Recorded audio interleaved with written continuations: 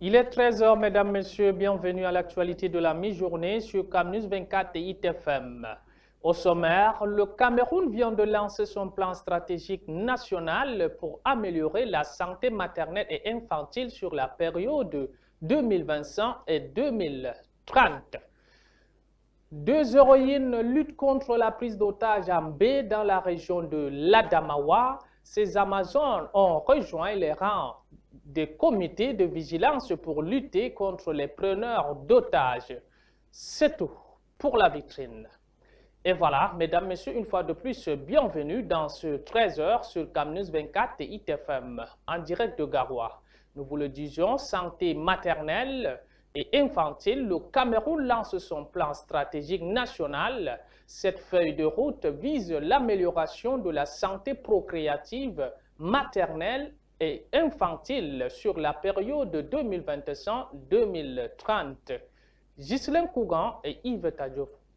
La santé maternelle, infantile et nutritionnelle fait partie intégrante des objectifs de développement durable ODD, notamment l'ODD 3, qui s'attelle à la santé et au bien-être de tous à travers une prise en charge nettement améliorative de la santé procréative, maternelle et infantile, en réduisant significativement les principales maladies mentales, environnementales et transmissibles ou non transmissibles. C'est ainsi que le Cameroun a élaboré, avec le concours du Centre africain de contrôle et de prévention des maladies et de ses partenaires, son plan stratégique national pour l'amélioration de la santé maternelle, infantile et nutritionnelle sur la période 2025-2030. Lancé le 13 mars 2025, ce plan s'inscrit en droite ligne des efforts généraux fournis pour atteindre les objectifs de développement durable. Cette boussole insiste sur la couverture santé universelle à travers le chèque santé, la gratuité du traitement du paludisme chez les enfants âgés de moins de 5 ans et l'accès aux soins de santé reproductive pour les adolescents, les jeunes et les personnes âgées. Le plan stratégique national met également un point d'honneur sur la nutrition en intégrant des moyens de lutte contre la malnutrition aiguë et chronique et étudie la santé sous l'angle humanitaire, notamment dans les régions du nord-ouest et du sud-ouest où une crise sociopolitique sévit depuis fin 2016. Il faut dire que la feuille de route nationale rentre dans une dynamique globale africaine plus vaste destinée à densifier les politiques de santé reproductive sur le continent. Dans cet ordre d'idées, l'Union africaine a entériné une stratégie quinquennale 2022-2026 pour la santé reproductive validée par 42 États membres. Pour rappel, les données du Cameroun affichaient un taux de mortalité maternelle de 438 décès pour 100 000 naissances vivantes en 2020, données en léger recul, soit 406 décès en 2022 d'après la Banque mondiale. Cependant, si les efforts du Cameroun dénotent des progrès, ces chiffres sont encore bien au-dessus de l'ODD 3 dont l'objectif est de faire passer le taux mondial de mortalité maternelle en dessous de 70 pour 100 000 naissances vivantes d'ici 2030. Deux vaillantes dames de la localité d'Ombé dans le département de la Vina, région de l'Adamawa, ont décidé de prendre les choses en main pour lutter contre les preneurs d'otages. Elles ont rejoint les comités de vigilance aux côtés des hommes pour contribuer à la sécurité de leur communauté. Cette détermination a été saluée par le sous-préfet de l'arrondissement de Mbé. Reportage à Moua Semengue. Ambi, Demtale Naomi et Astapoline ont décidé de ne plus se taire.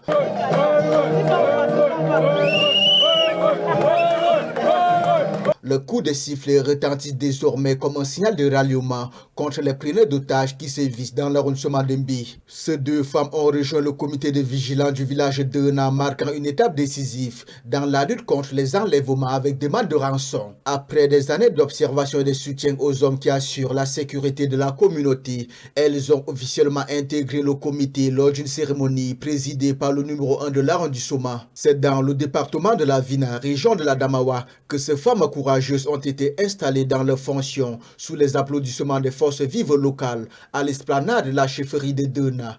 Je voudrais d'entrée de jeu vous adresser mes sincères félicitations et également nos encouragements pour votre intégration dans le comité local de vigilance du village d'Ena et de l'arrondissement d'Embé.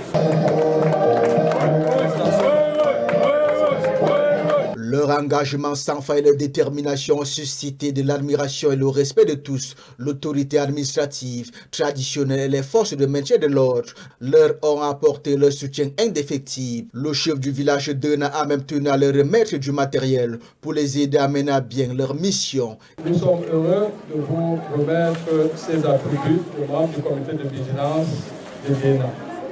Je voudrais préciser à l'attention de l'assistance qu'à la réalité, depuis 3 ans, c'est la base logistique du comité de vigilance de Déna.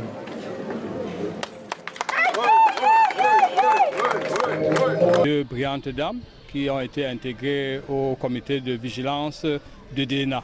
Elles peuvent être considérées comme étant la base logistique du comité de vigilance qu'elles côtoient depuis pratiquement 2 ans.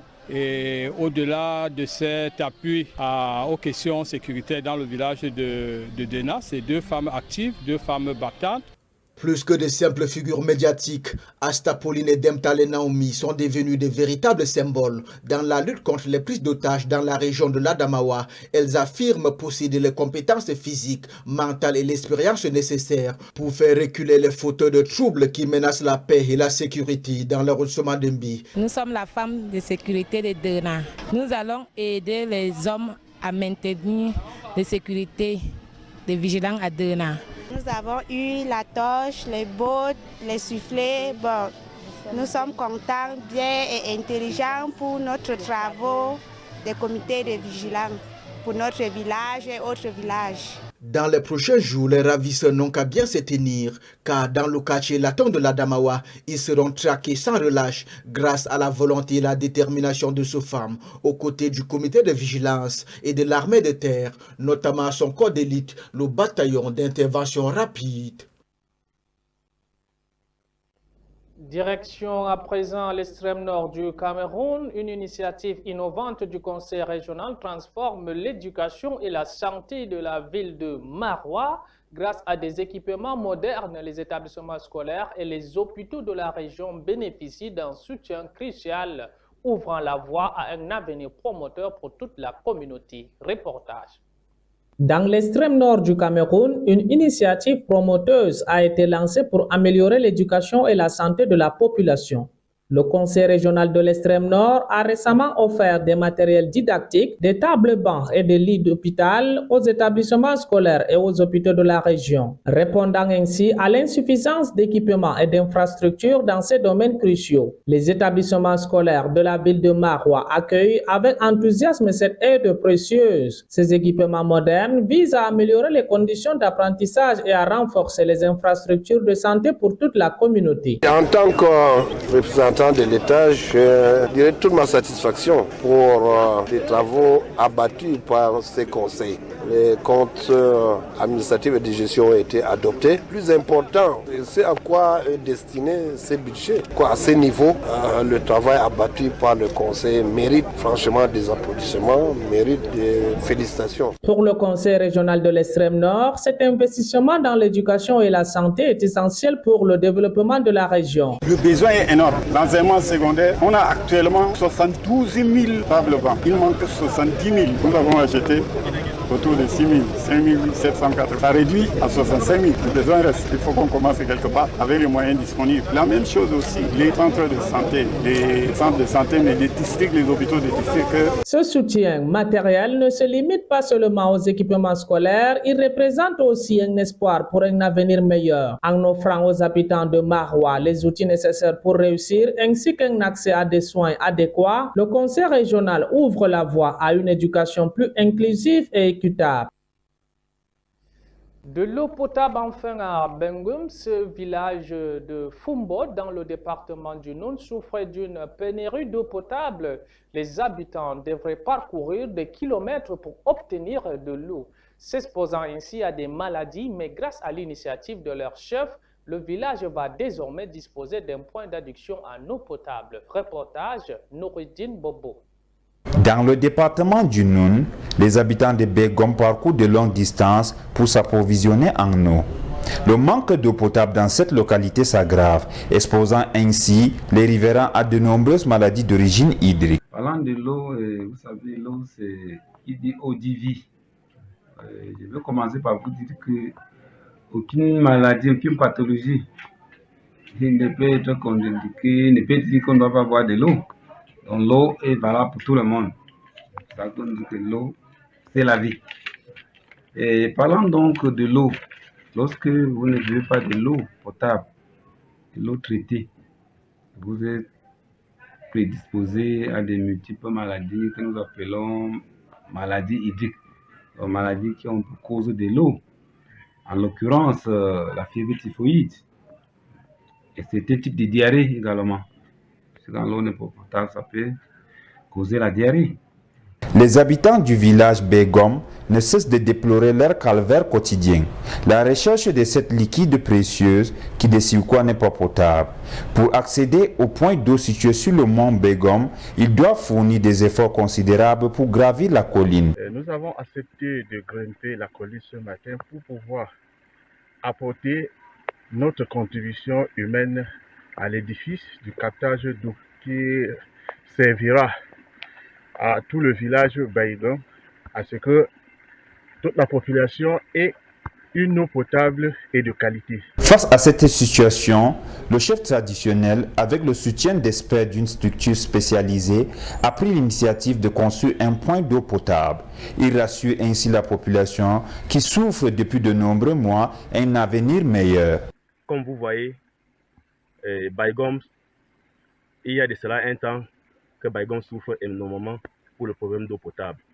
Raison pour laquelle notre Majesté, qui est Dr Abdourahim, a initié ces projets pour renforcer le deuxième captage à Baïgom dans notre village.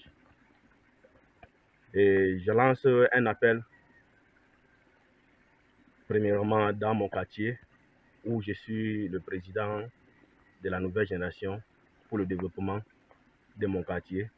Les villageois gardent espoir en un avenir radieux, car la construction de ce point d'eau potable de qualité représente un atout essentiel pour leur survie. En sport football, l'affaire est loin d'être terminée. Accusé par le conseil du joueur, Parfait Ndiomeni, ex-gardien de but de Victoria United, le club du Sud-Ouest n'entend pas croiser les bras et se défend. Dans une vidéo exclusive, l'ex-gardien révèle qu'il était à la tête d'un groupe pour faire perdre les matchs au club de Limbe. Aline Dida et Michel Atiba nous font le point de cette escabreuse affaire qui pourrait éclabousser une partie. Rencontré à Douala, le conseil du gardien de but et ancien sociétaire de Victoria United est formel. Les affaires sont en cours. Et nous avons également saisi l'Africa Foot à travers la commission éthique. Donc il ne tardera pas à statuer. L'avocat confirme que son client a subi des sévices et que l'affaire reste pendante devant les juridictions de la Fédération camerounaise de football. Après les 4 jours de captivité, il a subi un traumatisme. Donc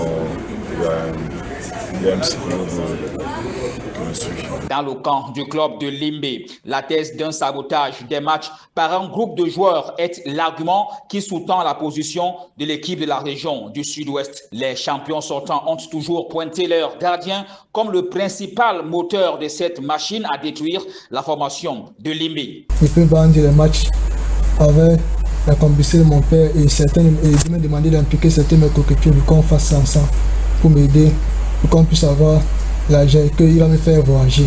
Et que chaque match qu'on va perdre, il va me donner l'argent de ça. Chaque match, ça ne va pas manquer. Et mon père aussi au courant parce que lui aussi joue ça.